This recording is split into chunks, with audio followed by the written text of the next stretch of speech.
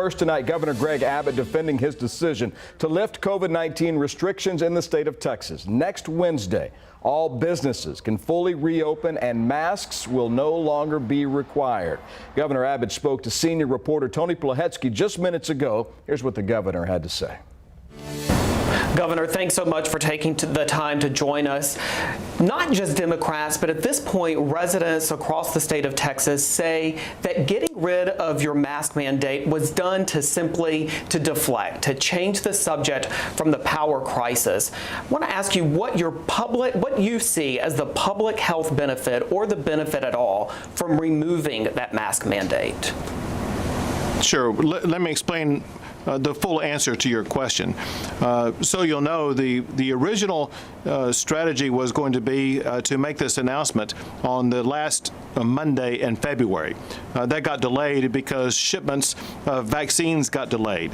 The decision was based upon certain medical metrics, which included primarily the percentage of seniors who were going to be vaccinated by the time the opening occurred. We wanted it to be at or above 50%, and it will be.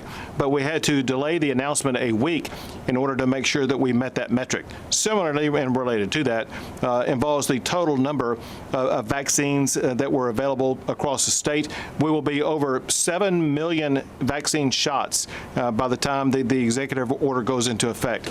As it concerns the mask mandate, remember this, and that is, as many local officials have wrung their hands in frustration, there has been no enforcement mechanism for the existing mask mandate, which still exists as we speak right now. And so what was required is just that everybody follow the best standard. And so what we've had, Tony, is this. Texans across the entire state have had 12 months to learn the safe best practices, which does include wearing a mask to make sure that you prevent the spread of COVID. We continue to urge Texans to do that. Because Texans know that best standard, they don't need government telling them what to do. They did last March when they may not have known what was going on, but they don't now because everybody knows and has made up their own mind about what they're going to do.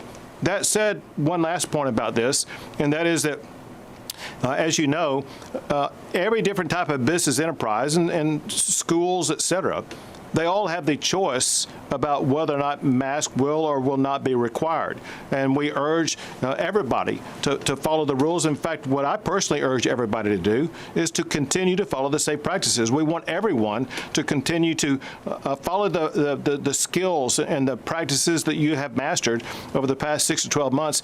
Doing that plus getting a vaccine shot will get us past this really quickly. I know that this has been widely discussed today, but there's still a lot of disclarity around who specifically you talk to in the medical community, particularly among infectious disease doctors, and what exactly they advised you.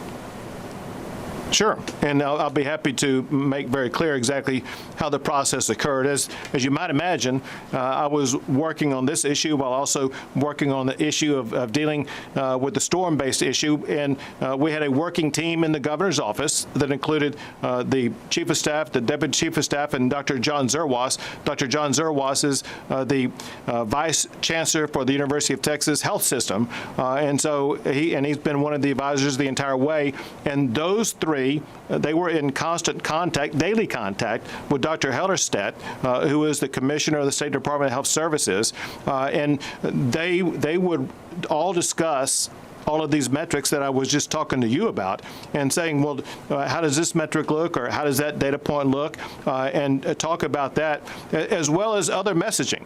And I actually received feedback from Dr. Hellerstedt through my team that I inserted into my remarks as well as into the executive order to make sure that things that he requested, that Dr. Hellerstedt requested, were contained both in the executive order as well as my remarks. But are you saying at this point that those doctors endorsed the removal of the mask mandate?